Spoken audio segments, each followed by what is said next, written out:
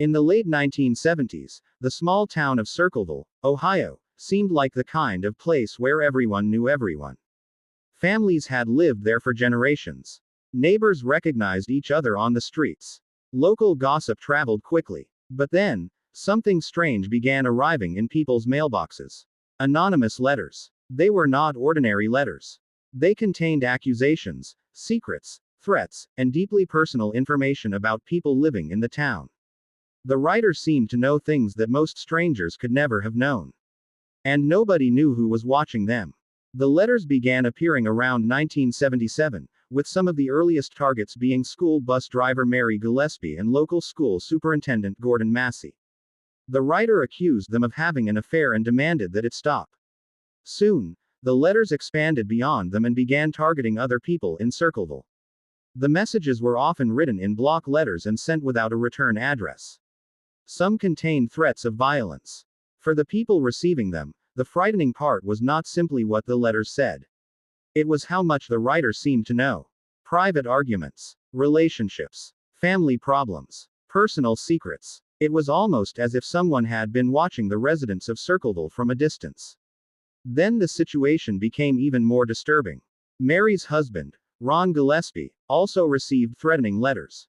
In August 1977, after receiving a phone call connected to the situation, Ron left home in his pickup truck. Later that night, he died when his vehicle crashed into a tree. His death was officially treated as an accident, but questions surrounding it remained. The anonymous letters continued, and some residents began wondering whether the writer knew more about Ron's death than anyone realized. For years, the letters continued. Mary Gillespie remained one of the main targets. Eventually, the anonymous writer began using signs as well as letters. Some were placed along Mary's school bus route. Then, in February 1983, Mary noticed another sign. She stopped to remove it.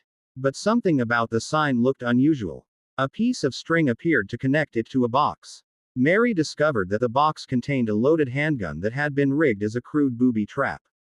The device had apparently been designed to fire when the sign was pulled. Fortunately, it failed. Mary survived. But now the strange letters had become a physical threat. Investigators traced the handgun to Paul Freshour, Mary's brother-in-law. Freshour admitted that the gun belonged to him, but he said it had disappeared from his property weeks earlier. He denied setting up the trap and denied being responsible for the letters. Nevertheless, investigators focused on him. His estranged wife also told authorities that she believed Paul was the person behind the anonymous letters. Freshour was eventually arrested and charged with attempted murder. At his trial, the mysterious letters became important evidence even though he was not formally charged with being the letter writer. Handwriting experts testified that writing found on the letters and materials connected to the booby trap could match Freshour's handwriting. In October 1983, Freshour was convicted and sentenced to prison. For many people in Circleville, it seemed the mystery had finally been solved. The person responsible was supposedly behind bars. But then something happened that made the entire case even stranger. The letters continued. Paul Freshour was in prison, yet anonymous letters were still arriving in Circleville. And they did not stop immediately. According to accounts of the case, prison officials eventually placed Freshour in isolation and restricted his access to writing materials. His mail was also monitored.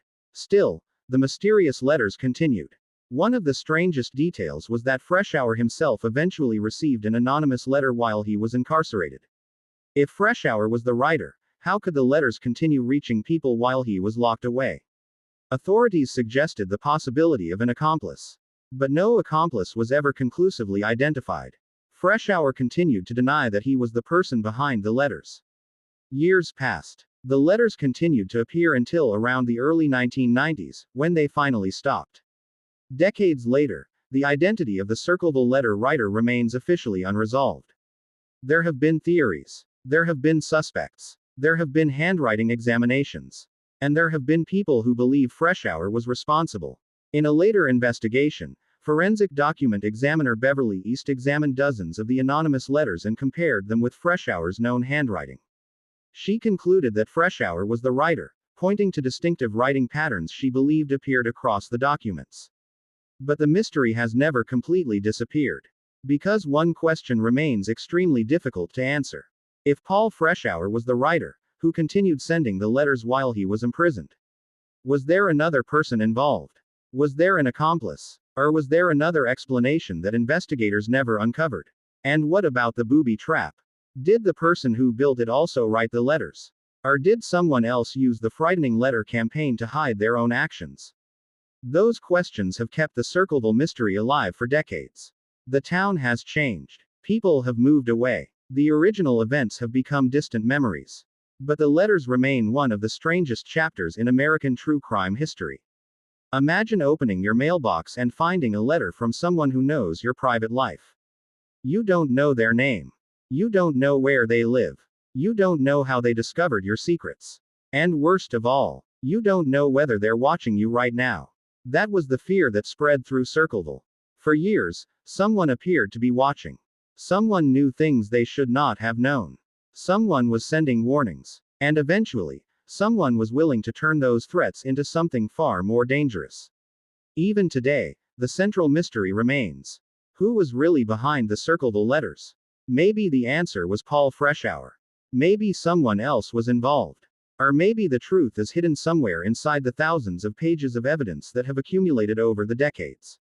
Until that question is finally answered, the Circleville letters remain a chilling reminder that sometimes the most frightening mysteries don't begin with a disappearance or a murder. Sometimes, they begin with something much simpler. A letter in the mailbox.